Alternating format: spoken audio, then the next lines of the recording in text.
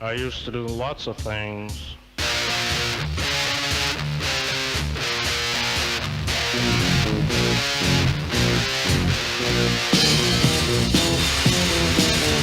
used to do things and I'd say things and Jesus, I was evil. Take things and break things and Jesus, I was evil. I never shook my... Okay, let's get into the shit. Why do we do this? All right. Introduce the show, Joe. All right. I don't feel like it. Okay. This is you're blinded with rage. I'm quitting after this episode anyway. I'm done. I can't do it anymore. You're getting fired after this episode. Oh, that's fine. I get severance that way. Yeah. No, I'm good. All right. Anyway, welcome to episode 23 of the Reckless Musecast. I am one of your hosts, Bigfoot John Mayer. What's that? Because people keep telling me that I look like John Mayer, but I'm kind of you look like John Mayer. People tell me that, yeah. I can't tell if you're fucking with me or not. No, I'm dead serious. People tell me I look like John Mayer. Like the guitarist? Yeah, that guy. Well, that's a nice compliment. No one tells me I look like John Mayer. And I'm white. You're not even white. I'm Latinx, yeah. Speaking of which, I'm telling you, I'm seeing it everywhere now on the white Hispanic front. No. This is kind of like white Hispanic adjacent because I told you I'm going to start marking this. I just watched Being the Ricardos, which is the Sorkin movie about I Love Lucy, Lucille Ball, and Denny Arnaz, who played Ricky Ricardo. Desi Arnaz, who played Ricky Ricardo, and who in real life was Cuban. And the actor was Javier Bardem, who was excellent in it. So was Nicole Kidman as Lucille Ball. And of course, on the Wikipedia page, it had that someone was bitching about like, well, Javier Bardem is Spanish, like a Spaniard. He's from Spain. And they were our colonizers. And so he shouldn't be playing, taking away from a Latinx. She did use Latinx character who was like really important to us. And it's like, so first of all, I've actually always made this distinction, and I do agree with this, that like Hispanic and Latina are different things. And it is annoying when like, I agree. It's the Spaniards they were ruthless colonizers, brutal colonizers. And there was a time in South America, Central and South America, where, and there is still a divide. There are like white Hispanics and non-white, more indigenous people, and there's a mix and all that. And it's like, it's just funny that now this is the thing. That never would have been a problem before. Like Javier Bardem, it's not like he darkened his skin to play Desi Arnaz. Like there are tons of white Cubans. Go to fucking Miami. Like a lot of them are white Cubans. I think Cameron Diaz is a white Cuban. So I don't know. I just thought it was funny. It's like it's one of those things where once you start looking out for it, you start seeing it everywhere now, like a new word or something. So I just want to let you know that Javier Bardem is now officially white. So hey. Again, I've always said Spaniards are white. They're European, but only recently did it become like we accept him, one of us. Cuba Gobble, one of us. All right. And with me today is Ben D'Alessio. And there's so much stupid shit happening these days. But okay, so what do you want to get started with? Awkwafina's apology or the? Sure. Yeah, let's do it. Okay, because we did talk about her on episode 6, so you can go back and just kind of the general controversy. I'm saying controversy that way now because I listen to a podcast with a Danish guy. That's why you're being fired. He would say controversy. So just kind of her general demeanor of cultural appropriation, I guess. I actually don't remember where we fell on this. I was trying to listen to the episode like right before this, but the apology specifically. So do you want to read it or no? I don't, but you can. Yeah, I can read it, and feel free to interrupt and kind of comment because there's I'll give some play-by-play. Yeah, there's a lot of stupidity here. So real quick, just a little bit of background on this apology. She's been accused before because she's Asian, but she uses quote unquote, black scent or AAVE, African American vernacular English. She's a rapper. She's done some hip hop stuff, so whatever. But anyway, so she's gotten a lot of shit for talking in the black scent. And so this has been going on for a couple of years. And recently, earlier this week, she published an apology on Twitter. And here it is. There is a socio-political context to everything, especially the historical context of the African-American community in this country. It is a group that is disproportionately affected by institutionalized policies and law enforcement policies, all the while having historically and routinely seen their culture stolen, exploited, and appropriated by the dominant culture for monetary gain, and without acknowledgement nor respect for those for where those roots come from, the pioneers of its beginnings, and the artists that perfected and mastered the craft. I don't know if you can tell from the way I'm talking here, but I included the Oxford comma that she left out. So, okay. Did you copy this word for word? Yes, I did. Yeah. Like, it reminds me of like an AOC just buzzword salad of like law enforcement policies. Like that's just the laws. Like I get like I know what she's saying, but do these people have like fucking editors or like copy editors who can help them with this? Like they're just saying words without even like finishing the thought. Yeah. I don't know. You're absolutely right. I mean, it's just sort of like she had like a dartboard with like a whole bunch of like woke buzzwords. Yeah, she's just throwing darts in. I'm like, okay, that's my apology. Anyway, it is a problem we still see today, though many may pass it off as a convoluted mixture of the internet TikTok slang generation that liberally uses Ave to that hip hop. A genre of music that is ubiquitous and beloved across the country, has now anchored itself as a mainstream genre in music history. And in life, linguistic acculturation, immigrant acculturation, and the inevitable passage of globalized internet slang all play a factor in the fine line between offense and pop culture. Is that it? I spaced out. I blacked out there for a little. I know. Okay, I'll keep going. Halfway through. We're almost there. But as a non-black POC, more like POS, am I right?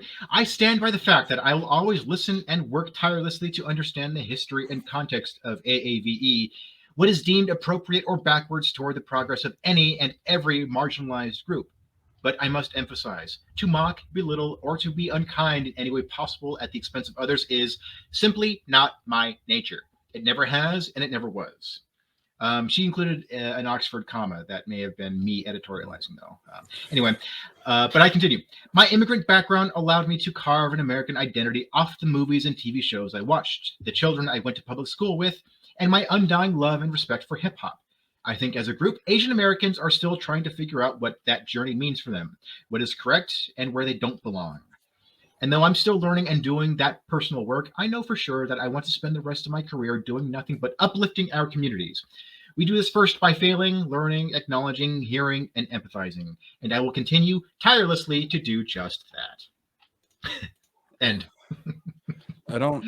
So while you were reading that, I was trying to do literally anything else. And I was thinking about the last episode we talked about this. And I think where I came down was like, is she doing like a Vanilla Ice type thing where it was completely fabricated, right? Like he didn't like grow up in certain neighborhoods or whatever. Like he was just latching on to a popular thing, and making money off of it. Which, I mean, Ice Ice Babe's a great song, but I didn't like that's different. I think she grew up in Queens, like a very diverse area, where part of New York City, which is the cradle of hip hop. And to me, I think that was it. It was like it's more about culture than about skin color and race. Right. And I thought that's why I was always fine with it. To be honest, I found her kind of annoying and Crazy Rich Asians.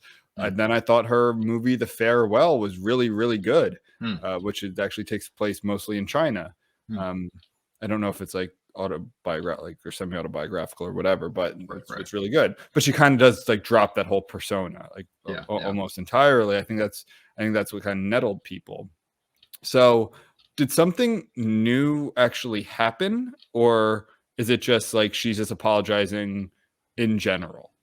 I believe she's apologizing in general for kind of like for going back and forth with the accent, where it's like some movies she has the accent, other times she doesn't. In some interviews she does, in other interviews she doesn't. Yeah, I can see that. I mean, But like, don't black rappers do that too sometimes? Like ones like they could put on a persona just to be more of a character, and then when they're not, like, I don't know. What about, I guess I was gonna say like Ice Cube. He does like family moves and stuff. I guess he's kind of the same guy. Yeah. I don't know. I really did think this was a good conversation we had. Yeah. I think one, well, of course, never apologize. Like she didn't do anything wrong. Yeah. She's from Queens. It was part of her childhood. She's around like our age, right? Like 30s. Yeah. Hip hop became the dominant musical genre by like the mid 90s. Yeah. And that was like the popular thing. And I didn't think, there were Asian rappers before her. I remember there was another New York Asian rapper. He said he had a rap song called like y'all gonna learn Chinese. It was really good. But I don't know. This is so dumb, and I feel like she just caved to pressure, and it's because now she's very. You said she's in a Marvel movie or going to be in a Marvel movie. Yeah, she was in Shang-Chi and the Legend of the Ten Rings recently. And I'm assuming she didn't have that like accent and persona. So I actually haven't seen the movie yet. I still got to watch it. But my friend watched it and he goes, "Yeah, she was pretty obnoxious in that. She like the sort of like wannabe ghetto chick." I guess. Yeah, I mean, like, here's the thing. I can see why people would be bothered with her doing that accent. I mean, because offense is sort of like, it's a personal thing. Like, people can be offended for anything. Like, but ultimately, It's sort of like when you go out of your way to like call somebody a racist and like start a petition to get. It's like when you go out of your way to like make a big stink out of it. That's when I start to criticize you. It's like, okay, that's fine. She's using some of your culture, and that doesn't sit well with you. Fine.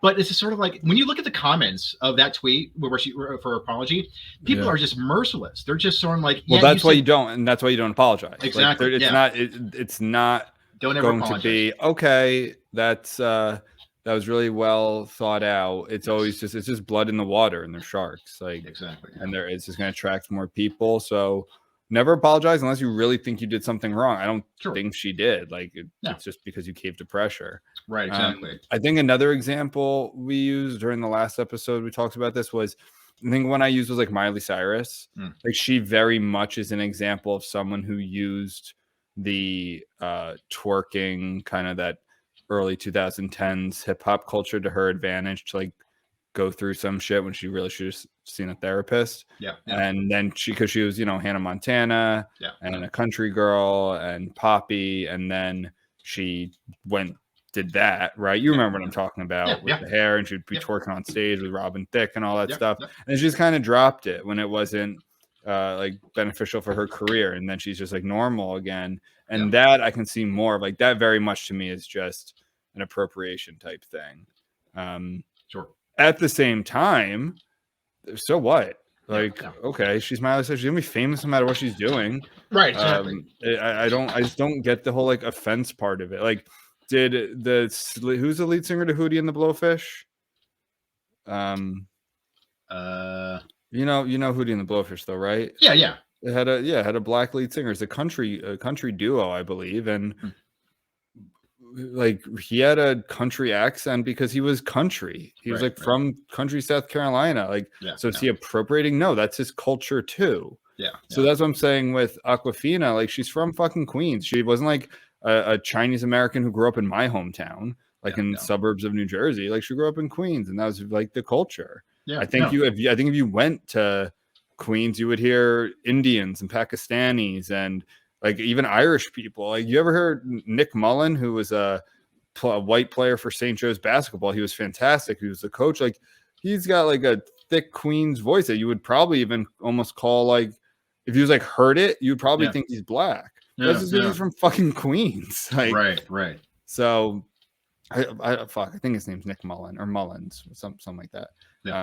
But anyway, I have really nothing else to add about Awkwafina. She's going to be a billionaire being a Marvel movies or whatever. I haven't heard a single one of her songs. I kind of find her overall annoying, but I do think she's talented and can make good movies. Sure. So she did not fight the crits. That's official. Yeah, and it's so obvious with this apology. By the way, she didn't even say, I'm sorry, which is fine. Like, but I mean, at the same time, it's sort of like, yeah, this feels so fabricated. Like it was made by committee. Like I her bet you agent. could. I bet you there's an app now you could just kind of like put in words. It's like an apology app that can just generate these things. Just put in what race you are, what group you're like what group you are in, what group you're apologizing to. Add in like systematic racism, transphobia. Just like put in a few buzzwords and almost like create it for you. We should get on that. That's actually $1 billion idea. I'm going to cut this part of the podcast out because I don't want anybody to steal this idea. That's a good idea, right? Apology generator. Well, I mean, it's just like. Are you eating like a caramel during the podcast? No. I'm eating. I'm eating the sour candies. Anyway. Sour candies? Yeah. What kind of sour candies? They're just called Rips. Let me see. Put them up to the camera. I've never heard of that. Are they good? Oh yeah, I love sour candy. Yeah. Yeah, I like sour candies too. I never heard of those ones though. Yeah, this looks really ghetto. Yeah. I got it from 7-Eleven just before we started. Yeah, 7-Eleven's pretty shitty. Yeah, I love them. But yeah. Anyway, there's so many stupid buzzwords here. I will work tirelessly to do better, and acculturation and socio-political police policies. Like, do better has to be in there. Privilege. Yeah, I don't know. And also just this thing. Look, I'm not speaking for the Asian demographic, but this thing. Okay, yeah, that's fine. You can do that. I think as a group, Asian Americans are still trying to figure out what that journey means for them, what is correct and where they don't belong. I'm glad you brought that up, actually. I'm like, that's a good point. I wanted to talk about that. It's the Asian American community, like, that's a gigantic community. Like any quote unquote community that spans from coast to coast, like wealthy white collar workers in the top 1% to like immigrants who don't speak the language, who live in, there's some parts of New York City where, I mean, they've been busted that are like tenements still in like parts of Chinatown where people are living like it's like Hong Kong, like very poor Hong Kong, and it's illegal.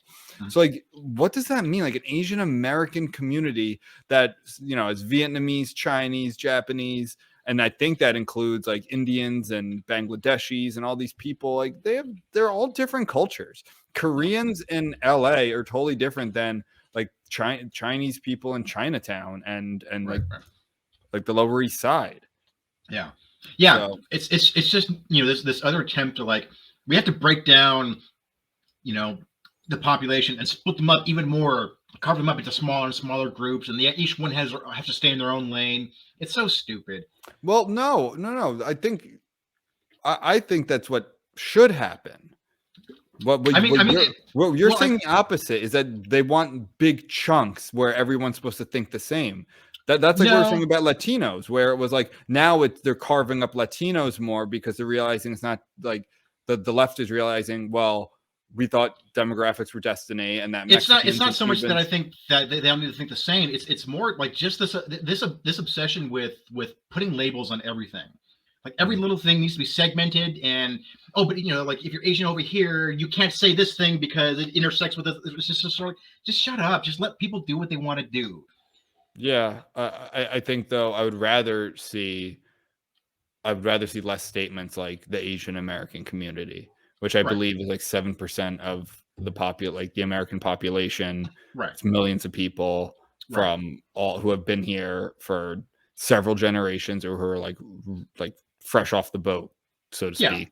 I think maybe we're talking past each other a little bit. I think what I'm referring more to is like her statement where she says, as a non-Black POC, where you this sort of intersectional thing of like, I can carve up my identity into different things, and because I fall into this category, I can say this, but I can't get away with saying that. And it's just sort of like, oh, come on, this is so like, I'm just tired of all these dumb rules that emanate from which like what your race, your gender, your ethnicity, your sexuality is. It's like it's just so dumb. This whole segmenting thing. Agreed. But so Awkwafina. F minus. Yes. I give your apology an F minus, and you did not fight the crits. You Right. lose. Okay, cool. So I'm glad We talk that about big gold cubes. Yes. So okay. What's funny? Real quick, I just want to comment on how I first found out about this. I didn't hear about this through the news or anything. I found out about it through like memes. People were posting memes about it, and I was like, "Oh, that's it's so very, dumb. it's very Whatever." memeable. Exactly. So, but this is such a dumb thing. Ha ha ha. I was like, "Oh, it's real. Okay," and it's related to NFTs. It is. I'm concerned, Joe. I'm afraid for our culture, and well, so first of all, give some background information on what we're actually talking about. Yes. So in Central Park, there is currently a massive gold cube, solid gold, and it's made from $11.7 million worth of gold. And it's being protected by its own security detail. The German artist, Nicholas Castello, is, of course, launching a cryptocurrency alongside the physical work. It weighs over 400 pounds of 24 karat gold, and it was billed as a concept socle du monde, which means base of the world, sculpture for our time, and was wheeled out to Naumburg Bandshell. I don't know what that is. I don't get it. I don't get how do you get? Was it you say $11 million? Yes, yeah, $11.7 million worth of anything. Like, I just don't understand how it happened. Like that, the practicalities of it are so much more interesting to me than its artistic relevance. Like I just don't. So should we have the conversation? I mean, we are an art podcast, right? That's kind of like at its core, art centered podcast. Is this art? I don't know. It's a box. It is a box. So is the Brillo box, though, for Andy Warhol's famous Brillo box. That's true. Yes. I guess. Is it a commentary on anything? So here's what I got, and this is from an article in news.artnet.com. This is from the Viennese gallerist Lisa Kandhofer, whatever. The cube can be seen as a sort of communique between an emerging 21st century cultural ecosystem based on crypto and the ancient world where gold reigned supreme. So, all right, whatever. I still don't fully understand what an NFT is. Besides, I know that it's a way for extremely wealthy people to launder money. That much I get. Yeah. But I don't understand like what it is. It's like an original thing that can't be duplicated or replicated, and they're worth millions of dollars. Yes, for some reason. Even though they can be copied and duplicated. I think I really think we're at the end times. Like I'm going to end up on my street corner with a sign saying the end is here. I don't, because we're fucking too much with like, look, I'm all for making some sweeping changes. I'm no fan of a lot of the status quo. We know this. Yeah. But when you start fucking with things like what is a man and a woman and like what is money and what is like, I just don't think it's gonna go well. I don't see this going in the right trajectory. I mean, this isn't going in the right trajectory. I don't see this working out for us as a society. We need we need like I'm serious. We need like an outside threat. We're too powerful, and we need some invading force that we can rally behind because like we're too comfortable, and that's why we're doing all this shit. Right. Like putting blocks of gold cubes in a city that is. I go there often, just run down with poverty and violence. Yeah. And just put a gold cube worth $11 million in the middle of it. It's like a big middle finger to, I mean, my populism intensifying is like going off right now. And this is one of those things I almost wish I didn't know about. Yes. Yeah. I don't If have anything, really anything else to say about it. Like, I just hate it. I think another reason why I'm going to fire you from this podcast is because earlier in the week you tweeted, you texted me like, "Hey, so what should we talk about? Hey, how about that gold cube?" And I was just like, at that point, I was still like, "Oh, that's just a meme, whatever." And we told me about the gold cube. And I looked at it, I was like, "Oh God." All right, Ben, pack your things, man. It's like, what are we doing? I don't get it. I don't get it. I want it all to just stop. This isn't even fun. Like, some things happen, like a stupid apology from Awkwafina. I'm like, okay, it's content. Like, right. This like upsets me. I want, unless I would love if someone stole it. Yes. That would be amazing. Yes. If someone could steal this thing somehow, right, or it caused some sort of riot, right, I would be okay with it. Right. Yeah, because right now it's incredibly I don't know, pretentious. Maybe I can't really I can't think of a single word that describes my feelings on this. It's too boring to be pretentious. Yeah, I think so. I don't know. I did not get pretentious from it. I got like, it's too. I don't know if it's too self-aware, but it's so boring that it can't be pretentious. Unless this is just like some kind of weird, brilliant troll, where it's sort of like, I'm just going to do this thing just to piss people off or confuse people. Is it pissing people off? Or it's pissing me off. It's so soulless, and I don't know. I don't know. I know this isn't great radio, but I don't know. I hate it. Yeah. Well, I mean, Ben, like, it's a communique.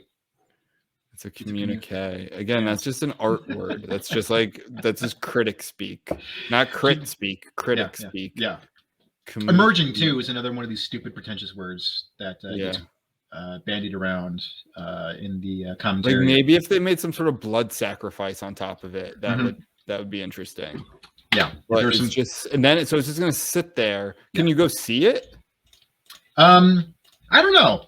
I'm not sure how many guards there are around it, or how close. If it's still there, I'll go see it soon. Like, I'll go back to the city and I'll go see it and just be like, oh, there it is. Maybe it'll be awe-inspiring. Yeah. To me, it feels like a big middle finger to most of us. Yes. Have you seen the size of it? I mean, yeah, but I guess it's tough with scale. Is it? I mean, it's gigantic, right? It's like knee height. Oh, it's it? Yeah. Oh, okay. Yeah, I mean, like, I'm looking at a picture of it with the artist, and I don't know, probably like 20 inches tall, maybe 18 inches tall. That was bigger than that. That's even worse. Yeah, that makes it so much worse. I mean, judging by this picture, it looks like. It is small. It just I makes thought it was gigantic. The memes are pretty good. The memes are pretty good. It just makes me think of like a fake Christmas present for like a Macy's, like Santa Claus thing or something. Like, what if a homeless person in the city just murdered him in front of it? The artist in front of it? That would be art. And then as long as the artist was in on it, then that's fine. And then the security detail thought that was part of it. Yeah. And just left his body there. Did you ever see? By the way, this is not a call for violence at all. I'm against violence because. Did you ever see that movie, Velvet Buzzsaw? It's on Netflix. I didn't. It's Jake Gyllenhaal, right? I should see it. It's not particularly good. And it's been on my list for a while, and then I just forgot. It's worth watching because, like, I think it comes close in some parts of critiquing, sort of like the super snobby, pretentious LA fine art scene. And it does have some interesting things to say about like how much of the soul of the artist goes into the art. But I think it just kind of makes a few comments and then it just doesn't do anything with them. But there are a few kind of funny scenes.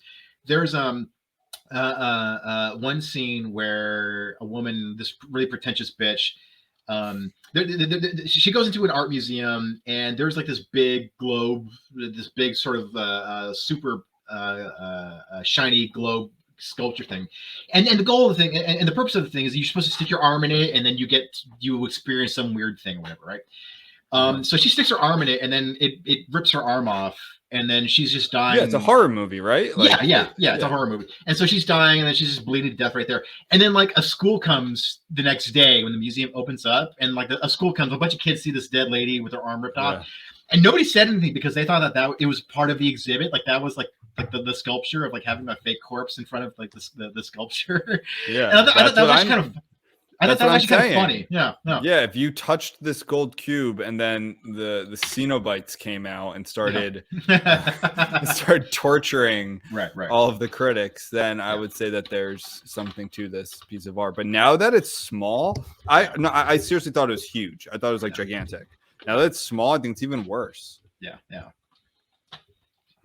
I mean, if they put it in like, at least do something like kind of hacky, but like go put it on Wall Street or something. Be like, oh, it's a statement against Wall Street. At least you'll get some. Like you put in fucking Central Park. No. Yeah, I mean, putting it in Wall Street.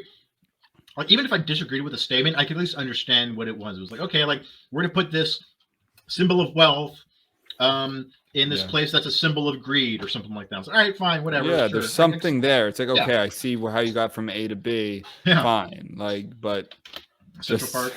In the park with joggers going by trying not to get raped. Like, yeah. All right. Well, I hope it gets stolen and sold to a terrorist organization. Yeah. To fund our next enemy. So we have something to fight back against instead of each other.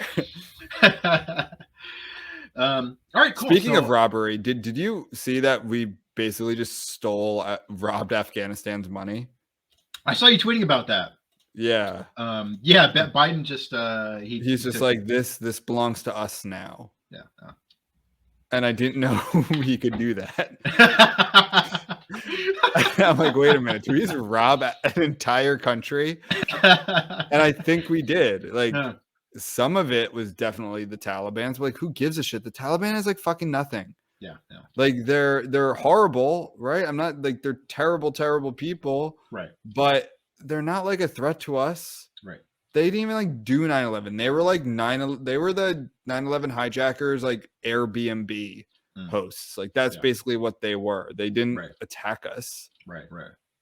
So now they're just gonna have to torture more women. Yeah, but I think we could solve the problems there if we just sent a bunch of gender studies professors to maybe that's what that money's going towards. Maybe I would support that.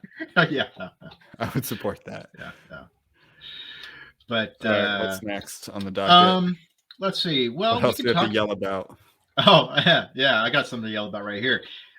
So I'm sure many of you have heard about Joe Rogan and the whole war. He's this guy. He's this bald guy. Oh yeah. He's Italian next, right? Yeah. He's half Italian X and half Irish X, I think. I think he's 3/4 Italian X. I think. Yeah. Well, he's got multiple X's in his ethnicity in his bloodline. So, but anyway, so I'm sure everybody's aware of like Spotify and Joe Rogan and the whole COVID-19 vaccine misinformation, everything. The thing that I wanted to bring up here is because dipshit Trevor Noah chimed in about this, and he was so close to like coming around too. Yes. Trevor Noah, like he was saying like some stuff that wasn't just shilling for the establishment. He was starting to do some little itsy bitsy critiques of like the vaccine comes. They're like, holy shit, he's gonna come around. Like Russell Brand has. Like Russell Brand's been totally red pilled. Oh yeah, awesome. I always liked him, and then he was kind of annoying with some politics, but I always thought he was funny and actually a really good actor. Yeah. But yeah, Trevor Noah, nope, he's back on his bullshit. Yeah, like, I totally agree with you. Like 99% of the time, like I'm just like Trevor Noah, whatever. But once in a while, I'm like, I'll give you credit for that, Trevor. Like I'm glad that you're actually speaking about this. Like somebody needs to say that. Nobody else on your side is talking about this. I'm glad you said that. But no, with this Joe Rogan thing, so anyway, so he chimed in, and I just have a quote from here. So this is in response to that montage of Joe Rogan using the N-word. Yeah, the N-word remix. Yes, exactly. In non-racist ways. It's just him talking about the N-word. People. Yeah. Yeah. So anyway, here's a quote from Trevor Noah. When Joe Rogan says, "I wasn't being racist, I was just being entertaining." No, Joe, I think you were using racism to try to be entertaining. But here's the thing about Trevor Noah and why he needs to shut the fuck up about this stupid So these are some tweets from Trevor Noah. I almost bumped into a Jew kid crossing the road. He didn't look before crossing, but I still would have felt so bad in my German car. Oh my God, he said that? Yeah, these are tweets. When was that from? This is from 2009. Behind every successful rap billionaire is a double as rich Jewish man. And he's just going on and on about Jews. He said a lot of shit about gay stuff, though. Yeah. Right? Oh yeah. Like and women and fat and overweight women. Like he's just like, you know. Right. Which if you're doing fine. like it's, first of all, is it funny or not? Like it's none of those things were very funny, but you can say them, but then you don't get to turn around and say what he's saying about Rogan. It's like, and also Rogan defended him. Right. And I was just about to get to that. So day, so a few years ago, Trevor Noah got in trouble with these. That's for the gay stuff, right? Yeah. And then so he tweeted out during that. This is in 2015. To reduce my views to a handful of jokes that didn't land is not a true reflection of my character, nor my evolution as a comedian, which I agree with. Some comedians grow. And then Joe Rogan defended him. And during that controversy, Joe Rogan said, controversy. Too much for 140 characters, but nothing he said was out of line. And he's a funny dude. Fuck the haters, Noah. Joe Rogan defended him.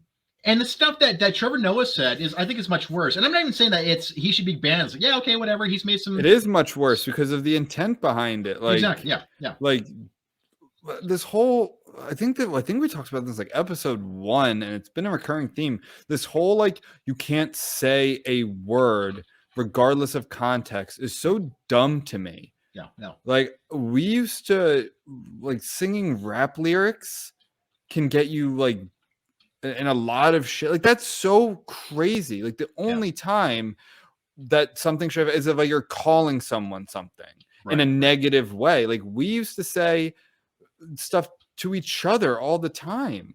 We used to say things, and it was just like in a friend, because it was like part of the culture. And now it's you're like getting called a racist. It makes like the goalposts change.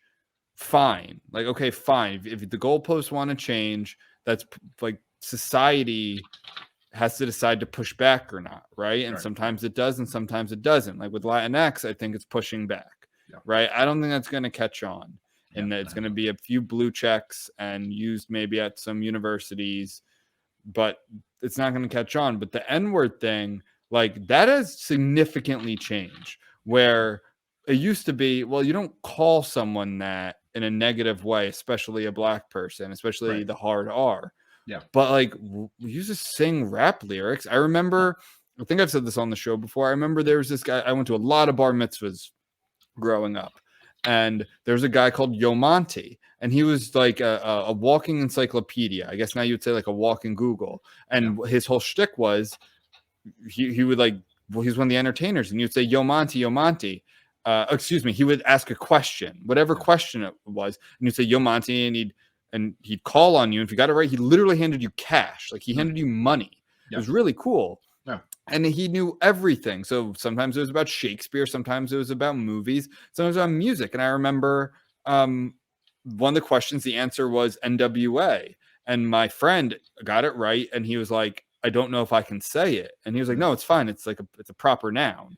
Like you can say what it stands for, and he did, and that was it. And he got the silver dollar or whatever it was, and moved on. But like that would, if like there's a video of that of a 13-year-old today saying that, and then that came out later when he's applying for college at 17, like that could get you in a lot of shit. Yeah, and that's so crazy to me because the intent is just answering a trivia question of a proper noun.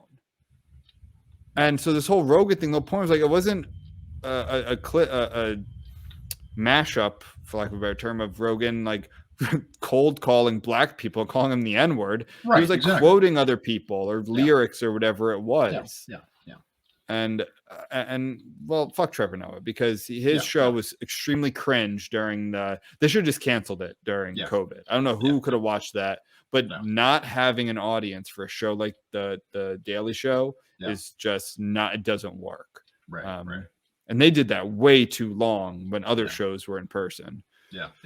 But I don't know. He sucks, and it was a kind of a shame, because it would have been cool to see him come around. Yeah. But he sucks. Yeah, it sucks. It's stupid, and I don't think he's very funny. Like Jon Stewart was a legend, is a legend. No, he's great. Yeah. But there's an alternate mashup of Joe Rogan, and it's funny because people accuse Joe Rogan of being right wing, and then there's this mashup going around of him being like, if Michelle Obama ran for president, I'd vote for her. I've never voted right wing in my life. It's just like he's progressive across the board. Like, other than like gun rights, he's a left wing guy. We've talked about this. I don't think like these terms. I mean, I use them too. I don't think they actually line up the way people think they do, and I think it's kind of an issue by issue thing. Yeah. And also, what was at one point left wing or right wing changes. For instance, look at gay marriage. Like, gay marriage now is a majority of registered Republicans are okay for gay marriage, fine with gay marriage. Barack Obama in 2008, who was our most progressive candidate of all time, was against gay marriage. He did not run on a platform for gay marriage. I, on the other hand, as a registered Republican at the time, I'm not anymore, but I very much was very pro John McCain, very establishment Republican, was for gay marriage. I was for gay marriage. So like, if that was what you're basing me on, I'm more left-wing than Obama. No, but on that issue, which to me, it's gay marriage isn't a left-wing or right-wing issue. It's really a libertarian issue. Like, it's just, I don't give a shit. Let people get married and who cares? But so that, I think that's my point, is I guess it's an issue by issue thing. So free speech, for instance, bring it back to our podcast, used to very much be a left-wing thing. Now it's a right-wing issue. It like free speech. The people defending free speech are right-wing now. And overall, and I think the left wing's pushing more people to the right, or it's left of center to the right is free speech, and the far left is against it. Far left, as in like, and that's not always the case either. Again, I think it's also like let's say establishment left. Yes. Because there are Noam Chomsky, like he's super left, like far left, but even he's a very pro free speech guy. So he has one of my favorite free speech lines of all time: is the First Amendment's not there. It's the First Amendment exists to defend speech that you disagree with, or maybe don't quote me on that exactly, but it's to that. It might even be harsher than that. Speech that you find reprehensible or disgusting or whatever it is, and that's true. Like it. Like that's the point of it, and because someone else is going to find your speech reprehensible, and it's to defend all of that. Yes, exactly. It's not just to defend the establishment status quo free speech. No, exactly. So it's real quick, talking about how the left and the right kind of go back and forth on certain issues. I mean, wasn't it Nixon who started the Environmental Protection Agency? Like, that started under him, didn't it? So, but like for the longest time, like the Republicans were very pro-environment. Now it's become more left. I'll say I'm not going to say people by name or but like, let's say family members I know who are very right-wing are like, we are conservatives. We want to conserve the environment. Like we were back when, plastic bags used to be a very left-wing thing. Now the left wing is trying to get rid of plastic bags and everything, but this person was like, no, we were against this because we were for more biodegradable things on the right, and the left wing wanted to bring in plastic this, plastic that. So like, things do change, and that's kind of and then the politicians have to lick their finger and put it in the air and see which way the wind's blowing. Exactly. And sometimes it works out, and sometimes it doesn't. And if you're putting your finger to the wind on the Twitter wind, you're probably going to lose, because Twitter is not real life. We exist on Twitter because it's fun. And it's getting back to the Joe Rogan door. Oh, it's 7:45 at night. Somebody's knocking on your door? Yeah, let me go see that. Okay. Oh, some sour candy. Now, that could very well be the mercenary that I hired to bump off Ben. I just don't want to go through the process of firing him officially and doing severance package, so I just hired a hitman to get rid of him. And it's right on time too.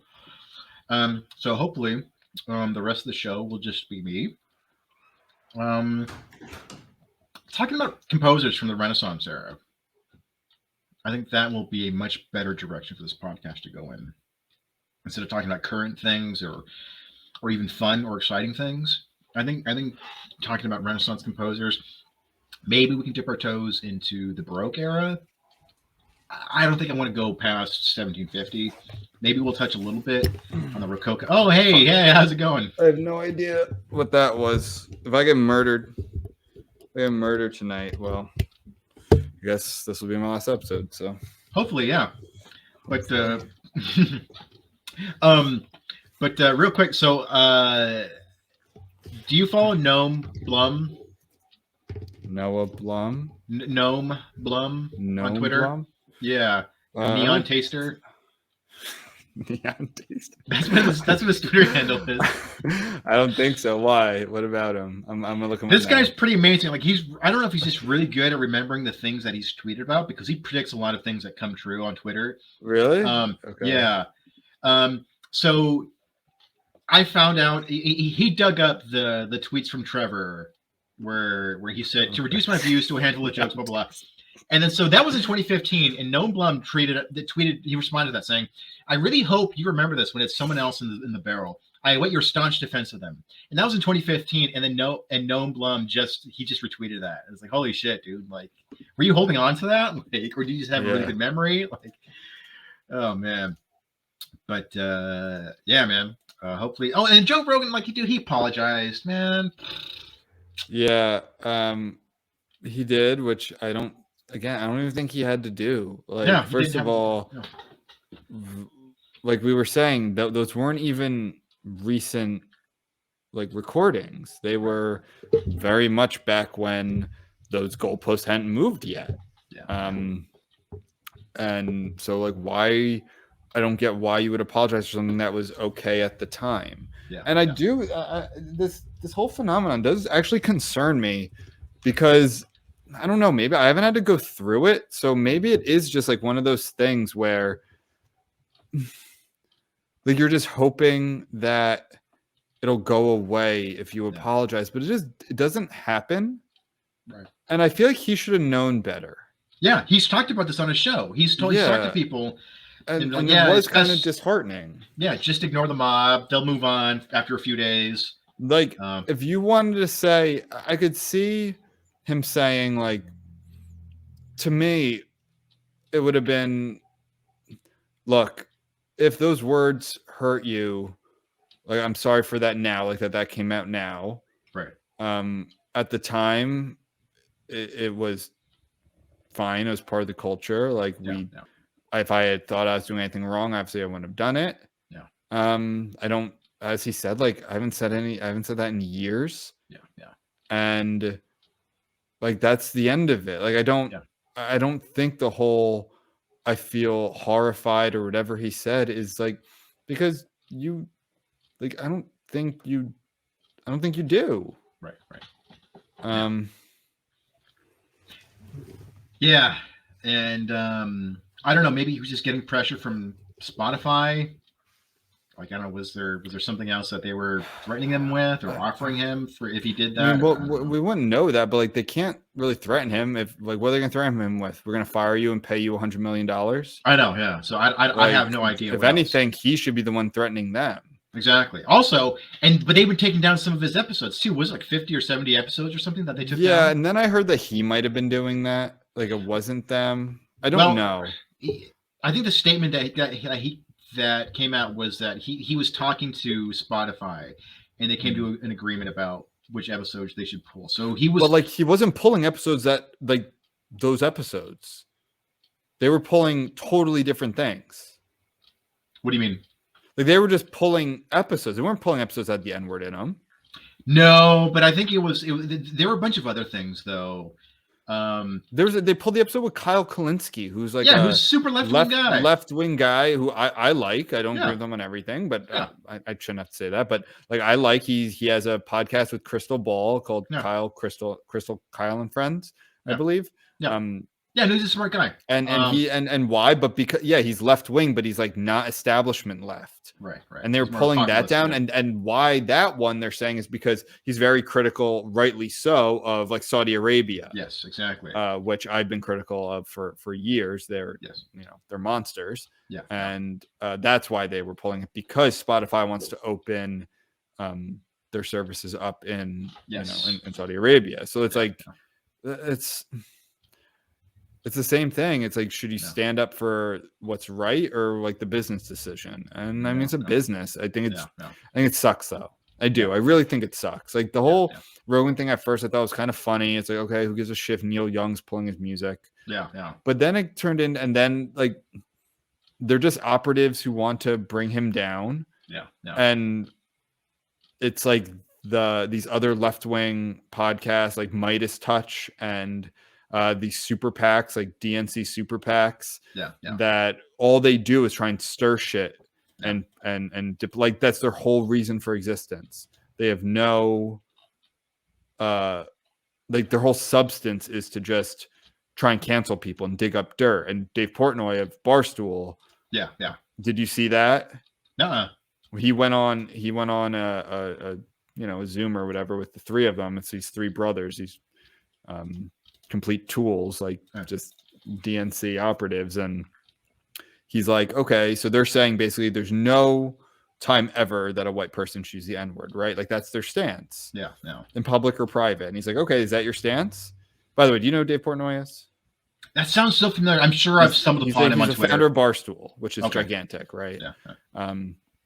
And he's like, okay, so you got, because they pulled this shit on him, right? So anyway, he's like, okay, I have a text message from someone in this room that someone sent to me between like him and his fiance, where he's using the N-word, and they like shit their pants. Now I wish he had used it. Like I wish he had sent it, but he's like, and they're like, no, you don't. Like you're saying that. And it's like, okay, anyone here have a fiance named Lexi?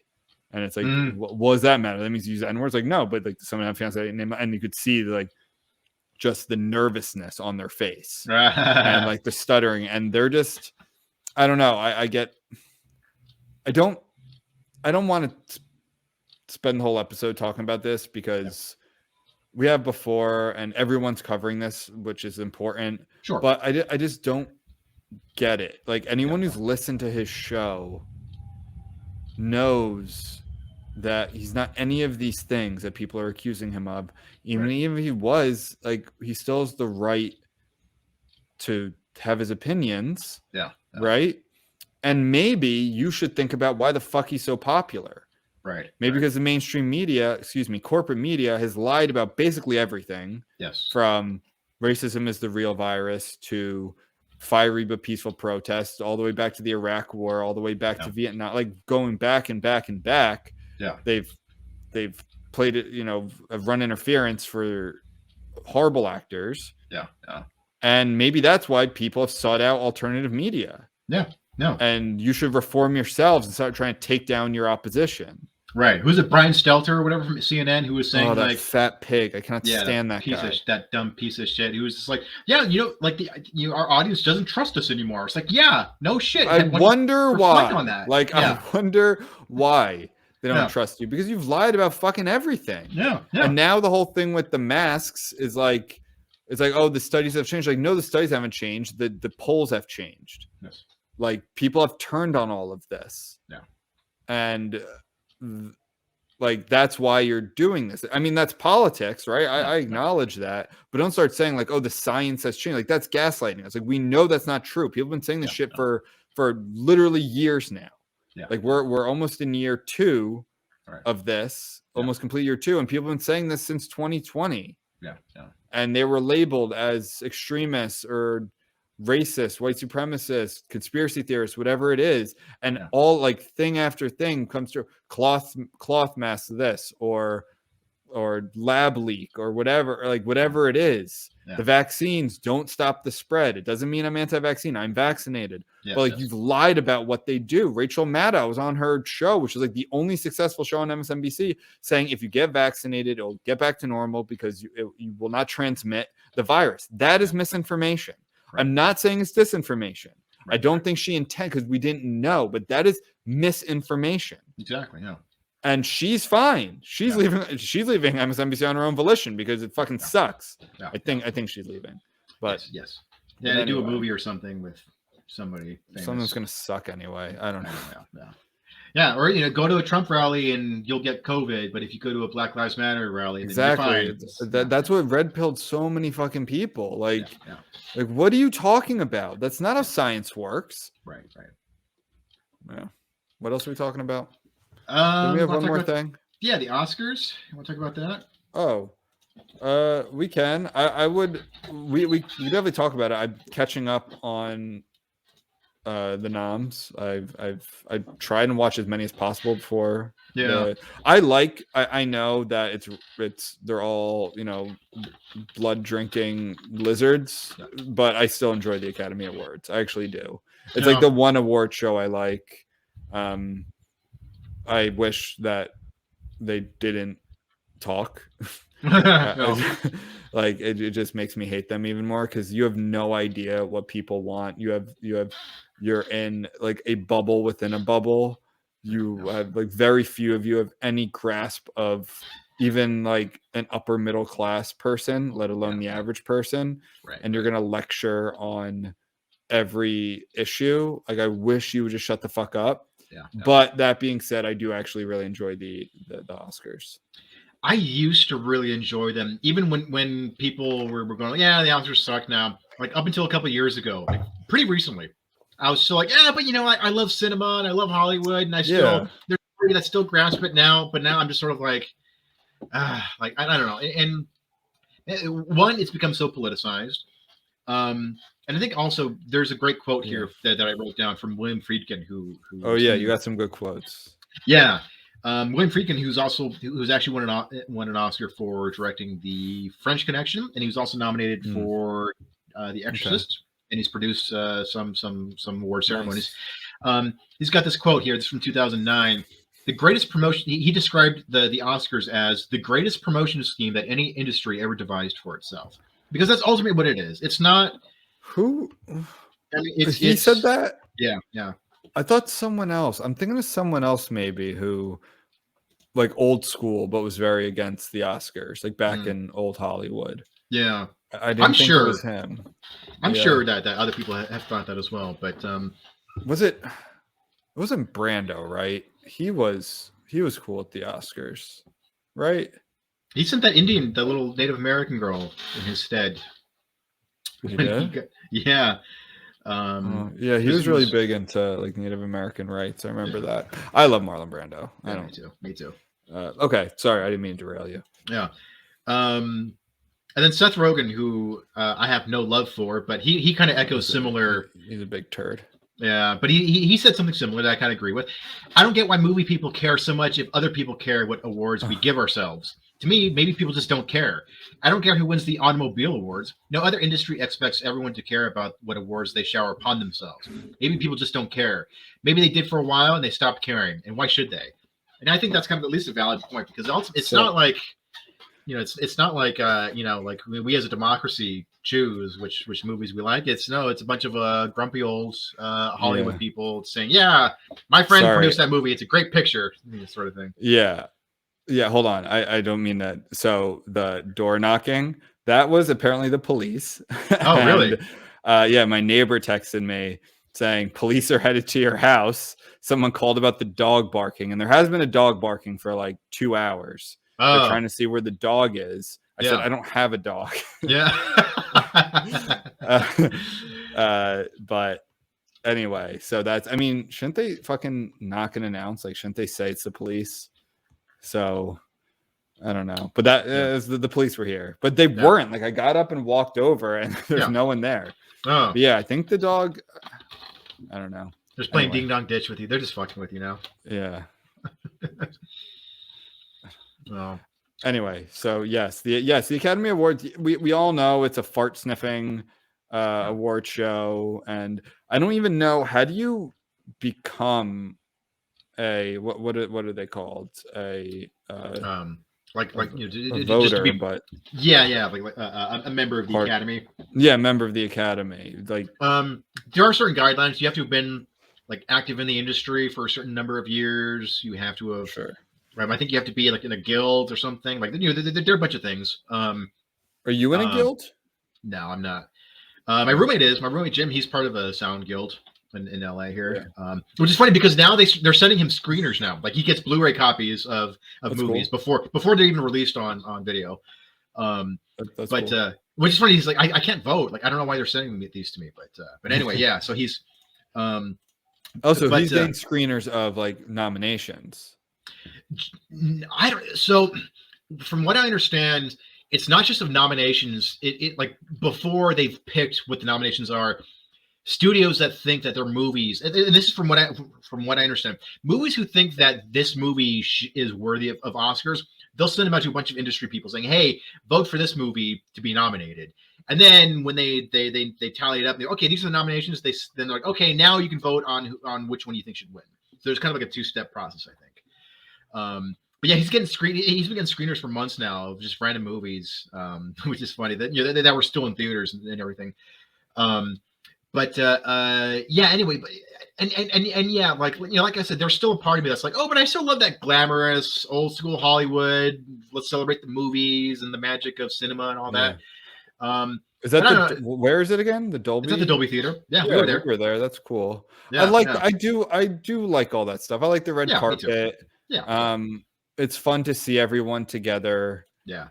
It's really just the acceptance speeches where it's like, I don't even care. It's just, who do you think you are that you get to say these things in this sort of way, right? Well, again, we're very free speech. Like, you have any, you have the right to have any opinion you want. That's not the thing. It's like, in this moment, when you're getting an award for acting or cinematography or something, that you're going to then lecture the masses, because that's, you're assuming, you're not doing it for the people in the room because they're all agreeing with you. You're saying it to the people watching at home. Like, why do you think anyone gives a shit? Yeah. I just don't. Right. And why you have the right not to have your opinion, but to lecture everyone. And I just wish they got rid of that, and it would be a better show. But no, yeah, absolutely. If it was just, hey, we're just, even if I didn't care for the movies, just the idea of like, oh, that's cool. Like, every year we get together and we celebrate movies. Like, fine. It's like, okay, that's a perfectly harmless thing, and I think it's great. But yeah, you're right. It's really the acceptance speeches. I think also just the politics, and I don't mean politics in terms of like partisan left versus right. I mean like the politics of just the way the Academy works. They keep moving, like they keep changing the rules of like which movies get nominated. So it's just kind of like, oh, whatever. Like before, I think the most I think only 4 or 5 films could be nominated for Best Picture. Now it's up to 10. And then they try to add another category of like best like popular films. So they could do like a Marvel movie or some other movie that was like a Harry Potter movie that everybody loved. And then they didn't do that, right? That's done. No, they did initially, but then they scrapped it. Yeah, never actually made it to a show. Exactly. Right? Like that award's never given. Yeah, where they just like, who made the most money? Pretty much, yeah. Fast and Furious, Part 9, but it's just sort of like, yeah, whatever. And there was this thing where they were like the controversy around like the lack of diversity in the Oscars. It's like, oh, come on, man! Like, just celebrate movies, like. Yeah. Lack of diversity. So I don't know how many people are. Is that like over 500, or is that in the Academy? Yeah. As far as I know, I think so. I think it's big, maybe in the thousands. Yeah. Well, I don't know if it's based on experience and things like that. Like, it's gonna get more diverse because movies have gotten more diverse, and it just takes some, like, I don't know, just it'll happen, and then it's. I agree. And here's the thing. Yeah. Here's the thing. One of the criticisms I have of like this push to increase diversity in the entertainment industry, you can have your cake and eat it too. You can be diverse without the stupid lecture, without like reinforcing it. So a couple years ago, during one of the big controversies around the lack of diversity at the Oscars, they announced all these changes to people who were qualified to vote for nominated films, and actually agreed with some of these rules, because they were saying like, okay, if you haven't actively worked in the industry for 10 years, then you won't be qualified. So it's like, okay, you're kind of sifting out people like grumpy old people who don't know anything about movies. They have nothing. Who have and just kind of bringing in sort of gradually bringing in fresher, younger perspectives on people. I'm fine with that. It's like, okay, if you haven't been in the industry for 10 years or more, you don't get to vote. Sorry, you haven't been around. But if you're active in the industry, then yeah, your voice should count more. Like there are things like that where it's like, I'm generally in favor of that. That sounds all right. Like there are things you can do to sort of to gradually increase diversity without forcing it and lecturing and all this other stuff. But of course, like, it has to be, you got to bring out identity, like, and everybody has to know about it. Yeah. Well, the votes are,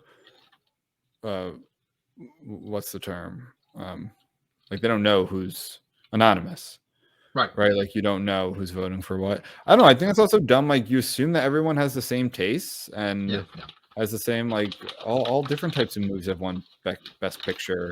When the Academy was just the way it is. Like Moonlight won, and then with the 12 Years a Slave win. I think so. I know it was definitely nominated. Yeah, I'm just off the top of my head, but tons of different movies have won. I think it's fine the way it is now. I don't mind the expansion of Best Picture. No. Why it's 5 more crews that get to say their movie was nominated for an Oscar. I don't think it takes away, like if they did like 15 or 20, that's like, okay, we're just naming movies now. That doesn't really bother me. I did read something though, or watched a YouTube video a while ago about how the Best Picture voting is actually like different, because I think it's ranked choice. Where that's not the case. Like all the others are just first past the post, as we would say, like whoever gets the most votes wins.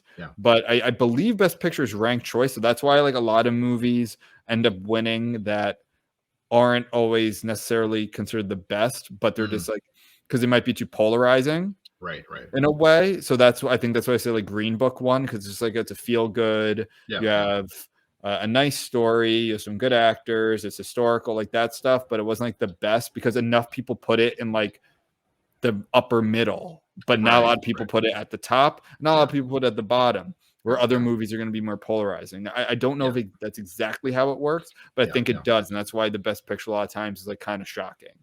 Yeah, I wouldn't be surprised if that's the case. And it reminds me a little bit of how books will get named, New York Times bestseller. And like, God, like I know I'm going to butcher this quite a bit, but I just watched a video essay, I read an article on it, but it was basically, when you hear bestseller, you think, oh, maybe this sold more than 100,000 copies in the first week or something like that, right? But no, it's sort of like best-selling within a specific genre, and so it can be a very low selling, a very like a not very popular genre, but it could sell well respectively. So that's what it takes to be considered a New York Times bestseller. And there's a lot of subjectivity involved, and also just because like, mediocre selling doesn't sound very good, so we have to call it a best-selling novel. So it's like it's just what it's sort of like Hollywood accounting and just kind of like subjectivity and coming with these weird rules. Therefore, it's a best-selling novel, even though it doesn't sell that well. Sure. No. Yeah, well, I think I watched, like I said earlier, right in the beginning of the show. I watched a handful of them. I think Nightmare Alley. Have you seen that yet? No, but I heard it's good. It's really good, but it doesn't have great reviews on Rotten Tomatoes. Same with Being the Ricardos, but I think those are even lower. Like I think Nightmare Alley is good, but I thought it was a really good movie. Like the kind of movie that I want to see more of. It's intricate, it's interesting, it's like a period piece-ish, but it's not boring. It kind of takes place in Buffalo a lot, in like upstate New York, which isn't the most covered city. It's not just LA or New York or something like that, or poverty porn somewhere in between. I thought it was really good. Like I thought it's winding. It takes place over time, and so I right now I have it tied for Don't Look Up as my top movie of the year. But again, I have a lot to catch up on. I'm probably gonna watch Spencer tonight, I think it's called. Okay.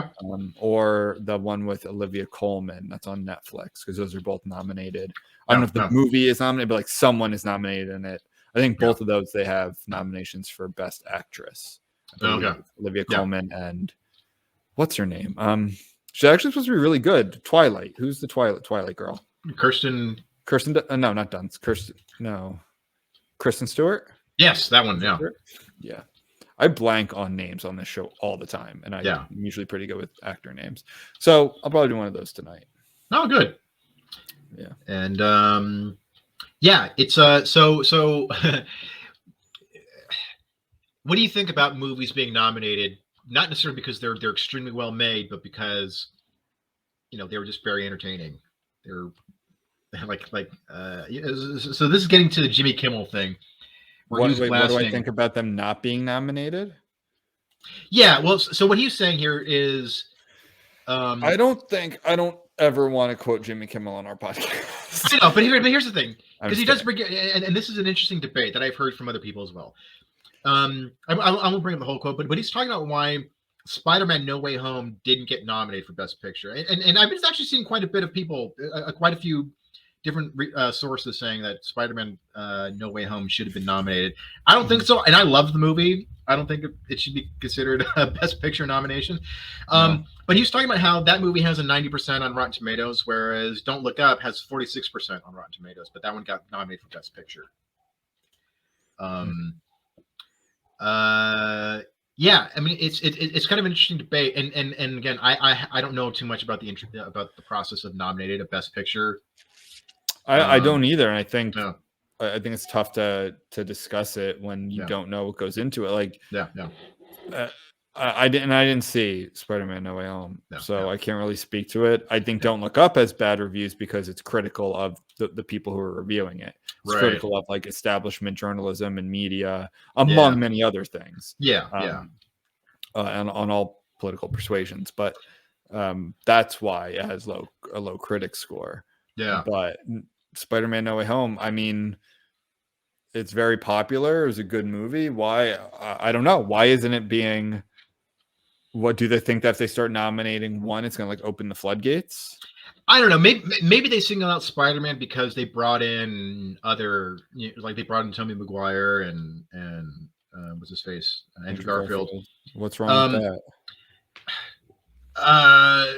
From like, I can see that being like kind of like a unique achievement in film of sort of like we're going to bring together different versions, not just story wise, but in terms of like bringing in different franchises and actually making it work.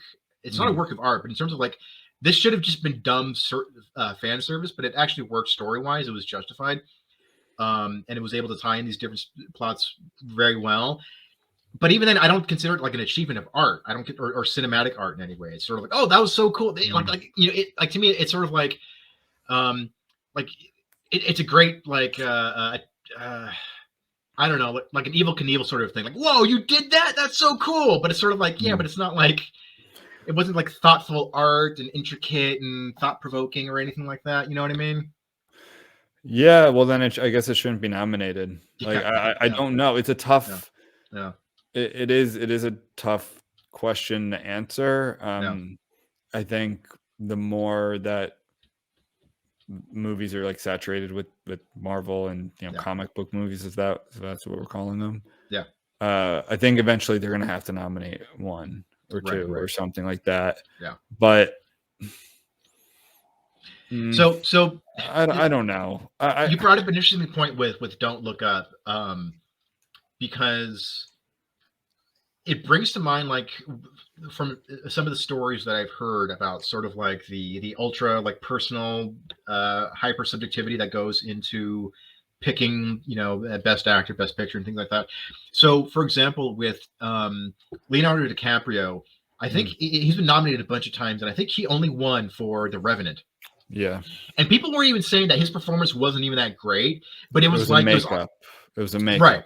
But yeah, exactly. But they were sort of like, it was like the Academy going, okay, we have to give DiCaprio an award at some point. Let's do it. They're saying he should have won Wolf of Wall Street was right before that, I think. There's that. There were a few others. Oh, his Django Unchained, which I didn't think he was that great in. Django. You didn't think he was Green Django? No, I this is gonna be very Really? controversial. I don't think DiCaprio is that great of an actor. I don't. Really? I thought he was Okay. great. I thought he was great in What's Eating Gilbert Grapes. Yeah. Or Gilbert Grape. I thought he was terrific in that. But I think in every other movie that I've seen him in, I'm just like, yeah, that's DiCaprio. Probably wouldn't I've be able to never. make that movie now. I know. Now, well, not with DiCaprio, like not with Right. whatever. But like people were raving about his performance in Django Unchained. I'm like, yeah, he's just doing an over the top Southern accent. He didn't lose himself in that role for me. I do disagree. I disagree. I think he's playing a. I think he was a great villain. Like Tarantino does kind of create caricatures like that. Yeah, and I think that which was is fine. But I don't know. Like there are actors where it's like I forget that person is that person. We're like, oh, he stopped being that celebrity and he became just that character. Whereas like with DiCaprio and Django Unchained, I don't think it was bad. I think it was just sort of like, yeah, that's I see DiCaprio putting on a Southern accent. Like I didn't there wasn't enough for me to be like, oh, like it took me out of the movie a little bit seeing him like that. Yeah, no, I get it. I'm not saying he should have won for that. Right. I thought he should have won for Wolf of Wall Street, which would have been a lead because Django would have been supporting. Right. Where Wolf of Wall Street, I thought he was fantastic. And he should have, and that was, I believe it was, Django was like 2011, 2012. Wolf of Wall Street was 2013. Revenant was 2014, I believe. So Revenant was like a makeup one, which Revenant did. I mean, he doesn't even talk for like a huge part of the movie. Yeah, he grunted a lot, if I remember correctly. Yeah, and he fought a bear. It was a good movie. I liked it, but not near as much as those other two. Yeah, but yeah, there are other. What's his name? John Wayne. Same thing. He won for True Grit back in '68 or '69, and people even said like, yeah, his performance was fine, but that was another sort of like, okay, we have to give him an Oscar for something. He was one of my favorite all-time lines that I just like recite randomly. Have you ever seen Rio Bravo? No, I haven't.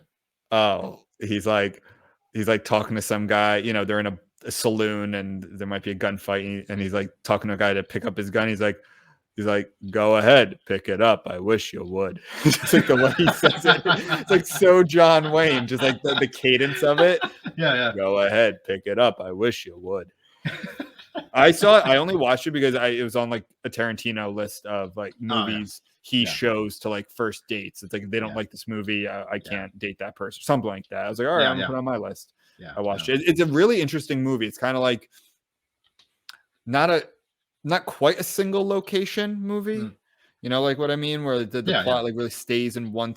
He's like protecting someone who's incarcerated. I forget what, you know, in an old timey Western jailhouse. There's like the one cell, and bandits are trying to get to him for some. I can't remember the plot exactly, but it was a good movie. Another movie that I haven't seen but I heard is good. John Carpenter's Assault on Precinct 13 is essentially kind of a remake of that, like a lower budget remake. It was it was a modern film. Yes, you're right. Yeah, that is a modern remake. Yeah, Assault on Precinct. That's Ethan Hawke, right? Okay, so that was a remake because John Carpenter's version came out in the 70s, and then the Ethan Hawke one came out in the 2000s or something. Yeah, okay, that's one with Denzel, right? Yes, I believe so. Denzel and Ethan Hawke. Yeah, that's where Denzel has his King Kong Ain't Got Nothing on Me, that famous, which I think was totally unscripted. I think that was unscripted. Oh, okay. So I've heard. Yeah. But well, we can geek out about movies like an entire episode. So I think we should save some Oscar noms, and we can do at least two. We could do like 2 Oscar episodes, and we both love movies. It's a big part of the show. And at the rate of like everyone's stupidity, I'm sure there'll be plenty of other controversies related to the Oscars. So plenty of controversies coming out. That I'm going to talk about by Can't myself. Wait. All right, this is my last episode, everyone. Yeah. All right, Ben, pack your things. I want you out of the office. I'll still stay reckless. Tell Rick I said it was great working with him. All right, I will not do that. But I will stay reckless, Ben, and you stay reckless too with your next job. And also fight the crits wherever you may go. Yes. All right. Bye, everyone.